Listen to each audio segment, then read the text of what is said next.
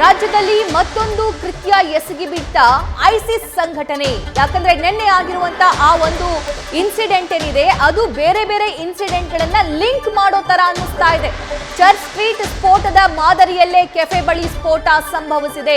ಸಿಗ್ತಾ ಇರುವಂತಹ ಸಾಕ್ಷಿಗಳು ಐಸಿಸ್ ನತ್ತವೇ ಬೊಟ್ಟು ಮಾಡಿ ತೋರಿಸ್ತಾ ಇವೆ. 2014ರಲ್ಲಿ ಚರ್ಚ್ ಸ್ಟ್ರೀಟ್ ಸ್ಫೋಟ ರಾಜ್ಯದ ಮೊದಲ ಐಸಿಸ್ ಕೃತ್ಯ ಆಗಿತ್ತು. ಅದಾದ ಬಳಿಕ 10ಕ್ಕೂ ಹೆಚ್ಚು ಐಸಿಸ್ ಶಂಕಿತರನ್ನ ರಾಜ್ಯದಲ್ಲಿ ಅರೆಸ್ಟ್ ಮಾಡಲಾಗಿತ್ತು. ಅಲ್ಲದೆ ಮಂಗಳೂರು ಕುಕ್ಕರ್ ಬ್ಲಾಸ್ಟ್ ಆಗಿರಬಹುದು, ಶಿವಮೊಗ್ಗದಲ್ಲಿ ಟ್ರಯಲ್ ಬ್ಲಾಸ್ಟ್ ಆಗಿರಬಹುದು, ಇವು ಕೂಡ ತಾಳೆ ಹಾಕ್ತಾ ಇವೆ.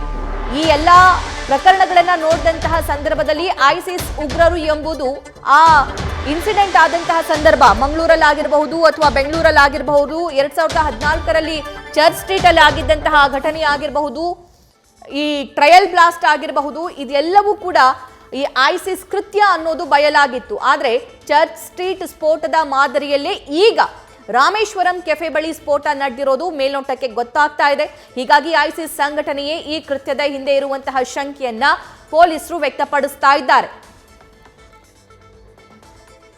ಈ ಬಗ್ಗೆ ಮತ್ತಷ್ಟು ಮಾಹಿತಿಯನ್ನ ಸತತ ಕವರೇಜ್ ನಲ್ಲಿರುವಂತಹ ನಮ್ಮ ಪ್ರತಿನಿಧಿ ಸಂದೇಶ್ ನೀಡ್ತಾ ಹೋಗ್ತಾರೆ. ಸಂದೇಶ್, ನಿನ್ನೆ ಆಗಿರುವಂತಹ ಬ್ಲಾಸ್ಟ್ ಈ ಹಿಂದೆ ಆಗಿರುವಂತಹ ಬ್ಲಾಸ್ಟ್ಗಳತ್ತ ಬೊಟ್ಟು ಮಾಡಿ ತೋರಿಸ್ತಾ ಇದೆ. ಅದಕ್ಕಿಂತ ಹೆಚ್ಚಾಗಿ ಐಸಿಸ್ ಕೃತ್ಯ ಆಗಿರಬಹುದಾ ಇದು ಅಂತ?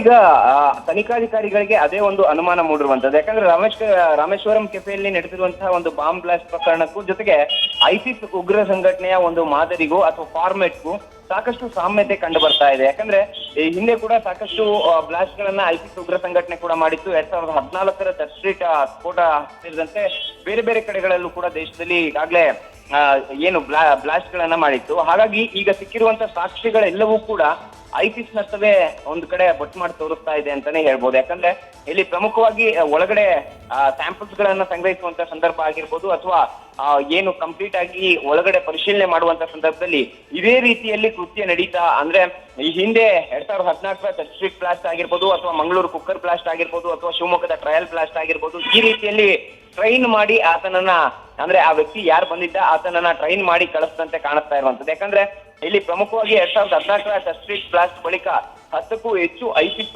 ಶಂಕಿತರು ರಾಜ್ಯದಲ್ಲಿ ಬಂಧನವಾಗಿದ್ರು. ಹಾಗಾಗಿ ಎಲ್ಲ ಒಂದ್ ಕಡೆ ಇಲ್ಲಿ ಸ್ಲೀಪರ್ ಸೆಲ್ಸ್ ಗಳಾಗಿರ್ಬೋದು ಜೊತೆಗೆ ಸಿಂಪಥೈಸರ್ಸ್ ಗಳಾಗಿರ್ಬೋದು ಸಾಕಷ್ಟು ಜನ ಇರೋದ್ರಿಂದ ಇಲ್ಲಿ ಚರ್ಚ್ ಸ್ಟ್ರೀಟ್ ಮಾದರಿಯಲ್ಲಿ ರಾಮೇಶ್ವರಂ ಕೆಫೆಯಲ್ಲೂ ಕೂಡ ಈಗಾಗಲೇ ಬ್ಲಾಸ್ಟ್ ಆಗಿರೋದ್ರಿಂದ ಸಾಕಷ್ಟು ಅನುಮಾನ ಕೂಡ ಮೂಡ್ತಾ ಇರುವಂತದ್ದು. ಯಾಕಂದ್ರೆ ಡಿಟೋನೇಟರ್ ಅನ್ನ ಬಳಸಿದ್ದಾರೆ, 12 ವೋಲ್ಟ್ DC ಬ್ಯಾಟ್ರಿ ಕೂಡ ಬಳಸಿದ್ದಾರೆ, ಜೊತೆಗೆ ಸಾಕಷ್ಟು ವೈರ್ಗಳು ಕೂಡ ಇರೋದ್ರಿಂದ ಇದು ಎಲ್ಲೋ ಒಂದ್ ಕಡೆ ಐಸಿಸ್ ನ ಟ್ರೈನಿಂಗ್ ಅನ್ನೋ ರೀತಿಯಲ್ಲಿ ಕಾಣಿಸ್ತಾ ಇದೆ. ಯಾಕಂದ್ರೆ ಅವರ ಒಂದು ಫಾರ್ಮೆಟ್ ಬೇಸ್ ಮೇಲೆ ಇವರು ಯಾವ ಸಂಘಟನೆಗೆ ಸೇರಿದ್ದು ಅನ್ನೋದನ್ನ ಪತ್ತೆ ಹಚ್ಚುವಂತ ಕೆಲಸವನ್ನ ಸಂಸ್ಥೆಗಳು ಕೂಡ ಮಾಡ್ತವೆ. ಹಾಗಾಗಿ ಈಗಾಗಲೇ NIA ಕೂಡ ಇಲ್ಲಿಗೆ ಬಂದಿದೆ, IB ಕೂಡ ಬಂದಿರೋದ್ರಿಂದ ಇಲ್ಲಿ ಪ್ರಮುಖವಾಗಿರುವಂತದ್ದು ಆ ಒಂದು ಫಾರ್ಮೆಟ್ ನಲ್ಲಿ ಈ ಒಂದು ಕಂಪ್ಲೀಟ್ ಆದ ಒಂದು ಸಿನಾರಿಯೋ ಇರೋದ್ರಿಂದ ಮುಂದಿನ ಹಂತದಲ್ಲಿ ಅದೇ ನಿಟ್ಟಿನಲ್ಲಿ ತನಿಖೆಯನ್ನ ಮಾಡುವಂತ ಕೆಲಸವನ್ನ ಪೊಲೀಸರು ಕೂಡ ಮಾಡ್ತಾರೆ. ಹಾಗಾಗಿ ಈಗ ಸದ್ಯದ ಮಟ್ಟಿಗೆ ಮಂಗಳೂರು ಬ್ಲಾಸ್ಟ್ ಆಗಿರ್ಬೋದು, ಕುಕ್ಕರ್ ಬ್ಲಾಸ್ಟ್ ಆಗಿರ್ಬೋದು ಅಥವಾ ಶಿವಮೊಗ್ಗ ಟ್ರಯಲ್ ರನ್ ಆಗಿರ್ಬೋದು ಅಥವಾ 2014ರ ಚರ್ಚ್ ಸ್ಟ್ರೀಟ್ ಬ್ಲಾಸ್ಟ್ ಆಗಿರ್ಬೋದು, ಈ ಮೂರು ಫಾರ್ಮೆಟ್ ಯಾವ ರೀತಿ ಇದ್ವೋ ಅದೇ ಫಾರ್ಮೆಟ್ ನಲ್ಲಿ ಮತ್ತೆ ಈ ಒಂದು ಅವಘಡ ಸಂಭವಿಸಿರೋದ್ರಿಂದ ಸಾಕಷ್ಟು ಅನುಮಾನಗಳು ಕೂಡ ಮೂಡ್ತಾ ಇರುವಂತದ್ದು. ಬಟ್ ಸಂದೇಶ್, ಈ ಎಲ್ಲ ಫಾರ್ಮೆಟ್ ಗೆ ಕಂಪೇರ್ ಆಗ್ತಿರೋದು ಒಂದ್ ಕಡೆ ಆದ್ರೆ ಮತ್ತೊಂದ್ ಕಡೆ ಈ ಮಂಗಳೂರು ಬ್ಲಾಸ್ಟ್ ಸಂಬಂಧಪಟ್ಟಂತೆ ಶಾರಿಕ್ನನ್ನ ಅರೆಸ್ಟ್ ಮಾಡಿ ವಿಚಾರಣೆಗೆ ಒಳಪಡಿಸಿರೋ ಟೈಮಲ್ಲಿ ಇನ್ನೊಂದಿಷ್ಟು ಜನ ಇದ್ದಾರೆ, ಅವರು ಕೂಡ ಟ್ರೈನಿಂಗ್ ಪಡ್ಕೊಂಡಿದ್ರು, ಬೆಂಗಳೂರಲ್ಲಿ ಇದ್ರು, ಬೇರೆ ಬೇರೆ ಭಾಗದಲ್ಲಿ ಇದ್ರು ಅನ್ನೋ ಸ್ಟೇಟ್ಮೆಂಟ್ ಕೊಟ್ಟಿದ್ದ ಆತ. ಸೊ ಅದಾದ ನಂತರ ಕೆಲವರನ್ನ ವಶಪಡಿಸಿಕೊಳ್ಳಲಾಯಿತು, ಇನ್ನೊಂದಿಷ್ಟು ಜನ ಅಬ್ಸ್ಕಾಂಡ್ ಆಗಿದ್ರು. ಆ ಪೈಕಿ ಅಲ್ಲೇ ಟ್ರೈನ್ ಆಗಿದ್ದಂತಹ ವ್ಯಕ್ತಿ ಯಾರಾದ್ರೂ ಇರಬಹುದು ಅನ್ನೋ ಅನುಮಾನ ಇದೆಯಾ?